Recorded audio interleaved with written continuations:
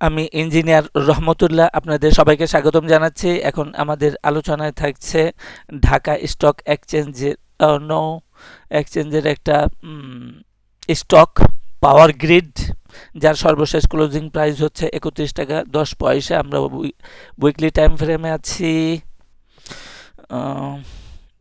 মোটামুটি ভাবে এটার ইমিডিয়েট টপ ছিল 80 টাকার মতো, অ্যাপ্রক্সিমেটলি 80 টাকা 70 পয়সা। এখান থেকে ডাউনে চলে এসছিল 25 টাকা।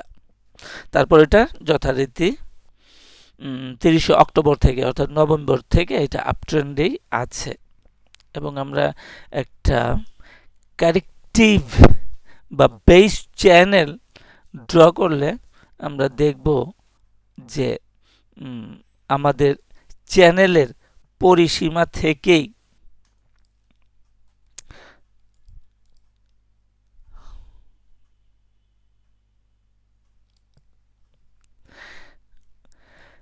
মার্কেটটা কারেকশানে আছে এটা, এবং আমরা উইকলি টাইম ফ্রেমে দেখি যে সর্বশেষ যে ক্যান্ডেলটা আগের ক্যান্ডেলটাকে সম্পূর্ণভাবে এনগলফ করেছে।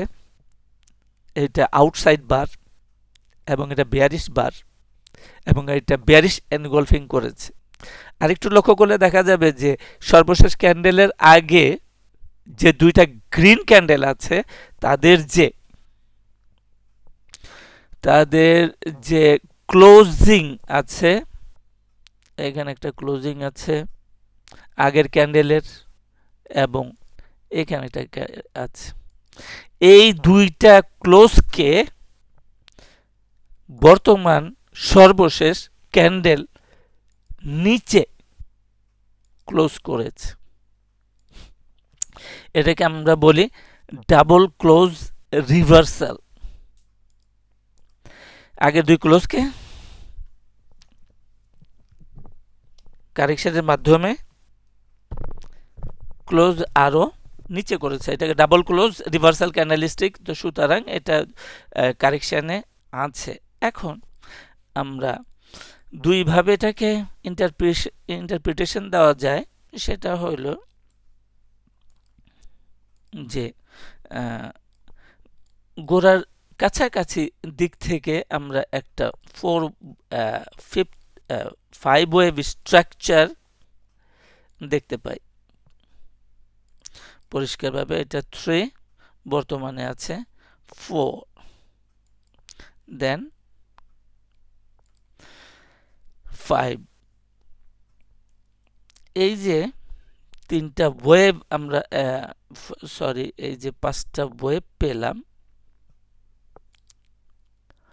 এই 5টা ওয়েভের সমন্বয়ে তৈরি হয়েছে ওয়েভ বা হবে সম্ভাবনা আছে ওয়েভ 3। কারণ মার্কেট প্রকৃতপক্ষে বৃদ্ধি পেয়েছে তার একটু আগে, এখানে 6 নভেম্বর থেকে। তাহলে 6 নভেম্বর থেকে যেটা উঠলো ওয়েভ 1, কারেকশন 2, দেন 5 ওয়েভ কারেকশন 3, একটু সন্দেহ আছে, দেন 4, দেন 5। তো সন্দেহটা হলো যে এখানে ওয়েভ 3 এর অ্যাঙ্গেলটা অনেক ফ্ল্যাট। ওয়েভ 3 সাধারণত এত ফ্ল্যাট হয় না।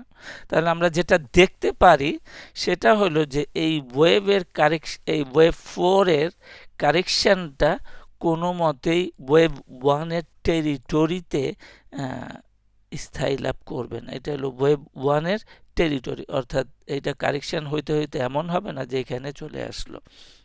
যখন এটার হচ্ছে কত টাকা, 29 টাকা 20 পয়সা ক্লোজিং এ হয়েছে।